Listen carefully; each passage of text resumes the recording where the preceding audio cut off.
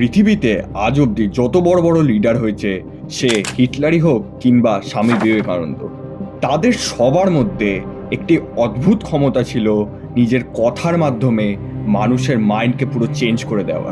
সে কথা বলার মাধ্যমে বহু বহু মানুষদের হত্যাকারী বানিয়ে দেওয়া,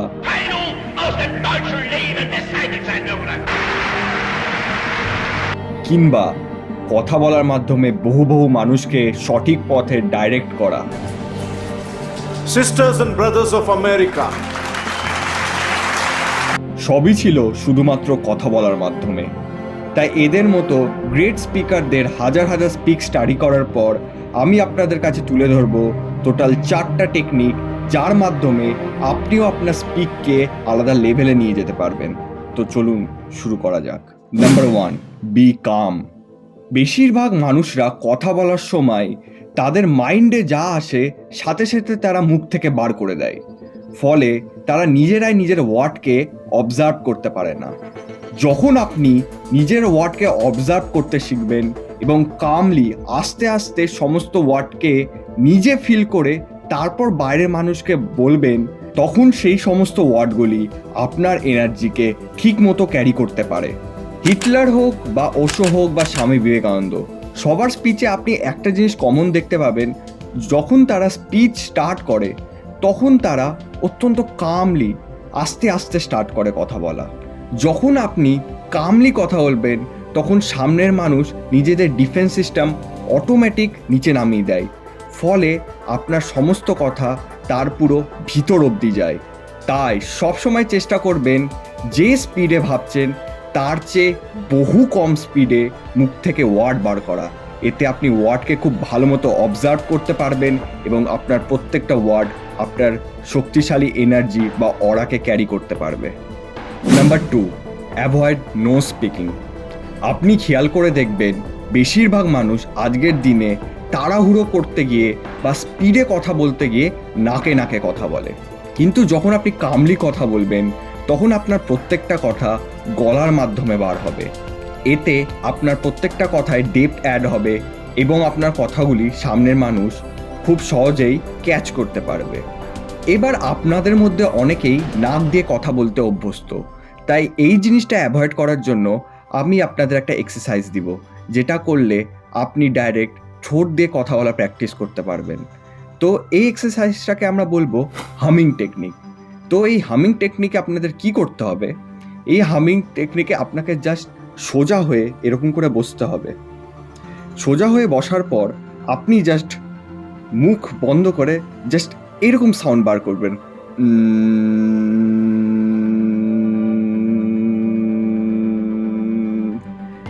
আপনি এটা বলতে পারেন বা ওম চ্যান্ট করেও করতে পারেন, কিন্তু এটা করার সময় সবসময় খেয়াল রাখবেন আপনি যখন এটা করছেন যাতে এই করার সময় আপনার গলা প্লাস আপনার পুরো মাথা যাতে ভাইব্রেট করে।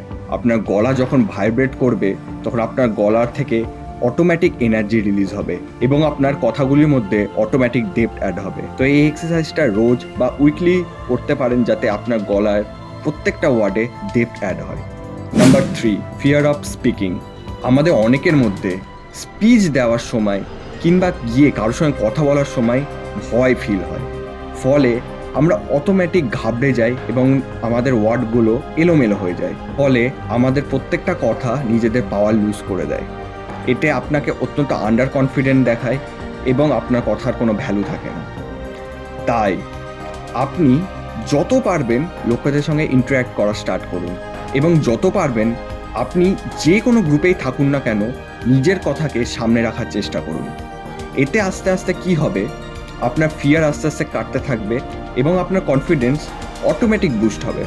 এবং এই ফিয়ার কাটানোর জন্য আরেক ধরনের টেকনিক হয় যেটাকে আমরা বলবো ইমোশনাল সুইং। আপনি যখন কারোর সঙ্গে গিয়ে কথা বলবেন বা কোথাও স্পিক দিবেন, খেয়াল করবেন আপনার শরীরে কোন জায়গায় সবথেকে বেশি ভয় ফিল হচ্ছে। অনেকের বুকে হতে পারে, অনেকের গলার এখানে কিছু আটকে থাকা এরকম মনে হতে পারে। তো সিম্পলি তখন আপনি একটা কাজ করতে পারেন, ধরে নিলাম আপনার হয়তো বুকে ভয়টা সবথেকে বেশি ফিল হচ্ছে, তখন আপনি আপনার শরীরের যে কোনো জায়গায় এমন একটা জায়গা খুঁজে বার করুন যেখানে আপনি রিল্যাক্স ফিল করছেন। সেটা আপনার কানের পেছনে হতে পারে, কপালে হতে পারে, হাতে হতে পারে, যে কোনো জায়গায়। তো যে জায়গায় আপনার ভয় লাগছে সেই জায়গা থেকে পুরো ফোকাস আপনি ওই জায়গাটা শিফট করুন যে জায়গাটা আপনি রিল্যাক্স ফিল করছেন। এতে আপনি সাথে সাথে শান্ত হয়ে যাবেন এবং আপনি অটোমেটিক কাম হয়ে আপনার কথা সামনের জনের কাছে খুব সহজেই আপনি রাখতে পারবেন। এবং লাস্ট এবং সবথেকে ইম্পর্টেন্ট পয়েন্ট, লিসেন মোর। গৌতম বুদ্ধ বলেন, আপনি যেমন ব্যবহার সামনের জনের কাছ থেকে আশা করেন তেমনই ব্যবহার সামনের জনকে দিন। অর্থাৎ আমরা যদি চাই সামনের জন আমাদের কথা খুব মন দিয়ে শুনুক, তাহলে আমাদেরও সামনের জনের কথা খুব মন দিয়ে শুনতে হবে। যে কোনো কনভারসেশনে চেষ্টা করবেন সামনের জনকে কথা বলার সুযোগ বেশি দেওয়ার। এতে আপনার দুদিক দিয়ে লাভ হবে। এক, আপনি সামনের জনকে ইম্পর্টেন্ট ফিল করাবেন, ফলে সে আপনার সঙ্গে কথা বলতে অত্যন্ত বেশি ভালোবাসবে। দুই, আপনি যত কম কথা বলবেন আপনার ওয়ার্ড তত বেশি ভ্যালু ক্যারি করবে। এই চারটা টেকনিক আপনি ডেইলি লাইফে ইউজ করুন, দেখবেন আপনার কারোর সামনে কথা বলার ক্ষমতা কিংবা স্পিচ দেওয়ার ক্ষমতা 1000 গুণ বেড়ে গেছে। সো দেখা হচ্ছে পরের ভিডিওতে। Keep growing.